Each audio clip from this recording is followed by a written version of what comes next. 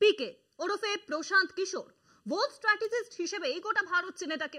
কিন্তু এবার বিহার বিধানসভায় নিজের দল নিয়ে লড়াইয়ে নেমেছেন তিনি।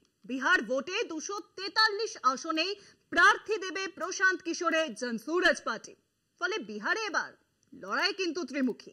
লড়াই জোরদার করতে কোমর বেঁধে তৈরি হচ্ছে ভোট কৌশলী পেকের দল। বিহারে নির্বাচনী লড়াইকে আরো রোমাঞ্চকর করে তুললেন প্রশান্ত কিশোর তথা পিকে।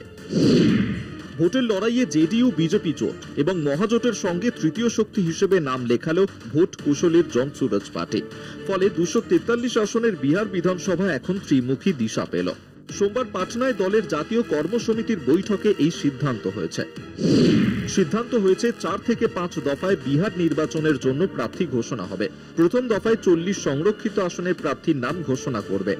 একই সঙ্গে বৈঠকে দলের সাংগঠনিক কাঠামো মজবুত করা নিয়েও আলোচনা হয়। দলের ইস্তাহার কমিটির চেয়ারপারসন হিসেবে নিযুক্ত হয়েছেন সিনিয়র অ্যাডভোকেট বসন্ত চৌধুরী। দলের জাতীয় এবং রাজ্য সভাপতিদের সঙ্গে আলোচনা করে কমিটির বাকি সদস্যদের বেছে নেবেন চৌধুরী। কমিটি তৈরির পর ইস্তেহারের খসড়া তৈরির কাজে হাত দেওয়া হবে।